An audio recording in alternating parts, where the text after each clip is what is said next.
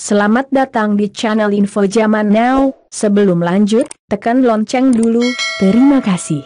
Langkah Ketua Lembaga Perlindungan Anak Indonesia, LPAI, Seto Mulyadi atau Kak Seto, untuk memberikan perlindungan dan pendampingan psikologi terhadap anak-anak Ferdi Sambo menuai kritik dari berbagai pihak. Sebagian besar menilai langkah itu hanya pencitraan di balik kasus yang menjerat Ferdi Sambo. Selain mantan kuasa hukum Baradae, Deoli Payumara, salah satu kritik yang cukup keras juga dilontarkan oleh Ketua Komisi Nasional Perlindungan Anak, Komnas PA. Aris menilai, langkah Kak Seto itu tidak tepat lantaran anak Ferdi Sambo masih memiliki keluarga besar dan bukan yatim piatu. Saya kira pertama kan anaknya Sambo itu kan bukan yatim piatu ya, tetapi karena orang tuanya tersangkut hukum aja, ucapnya dikutip melalui sambungan telepon pada Sabtu, 27 Agustus 2022. Dan saya kira yang lebih pas adalah mendapat perlindungan dari keluarga besar Sambo dan istrinya, karena kan istrinya juga belum ditahan ya, kata Aris menambahkan. Aris pun mempertanyakan langkah Kak Seto yang memberikan perhatian besar kepada anak-anak Ferdi Sambo. Bahkan, hingga memberikan perlindungan dan pendampingan psikologis terhadap mereka.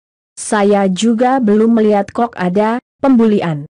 Saya rasa semua orang menjaga kok anak-anak itu yang tidak tersangkut paut dengan kelakuan orang tuanya, ungkapnya.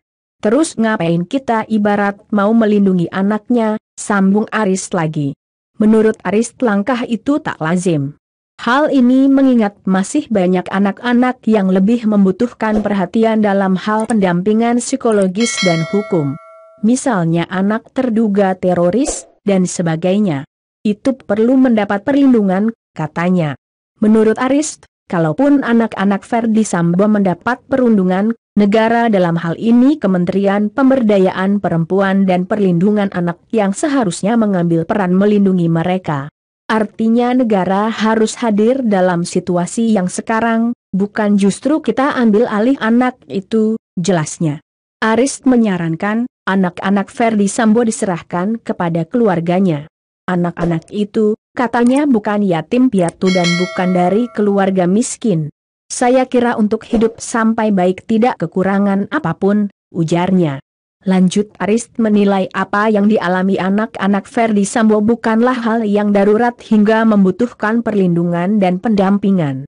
Tentu saya sendiri tidak masuk ke wilayah itu, karena saya anggap dan saya nilai itu keluarga besar Sambo masih mampu untuk melindungi itu.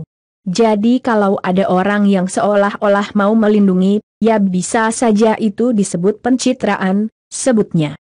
Sekali lagi itu bukan anak yatim piatu, itu dari keluarga kaya, Irjen loh, katanya. Menurut Aris, masih banyak anak yang harus ditolong, seperti anak korban kekerasan, keluarga miskin yang tidak mampu dan membutuhkan keadilan. Itu yang perlu kita lindungi.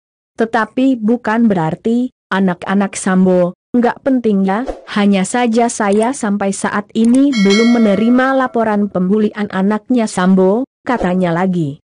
Yang jelas, tegas Aris, keluarga besar Ferdi Sambo masih mampu mengurus anak-anak tersebut.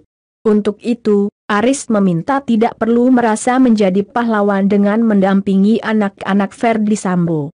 Ada keluarganya, kita serahkan ke sana tanggung jawabnya, bukan diambil alih kita, bukan sok jadi pahlawan, tegasnya. Nah, kalau anaknya Sambo ini kalaupun nanti dia dapat pembulian atau sebagainya, itu harus negara yang ambil alih. Jangan kita yang ambil alih, katanya.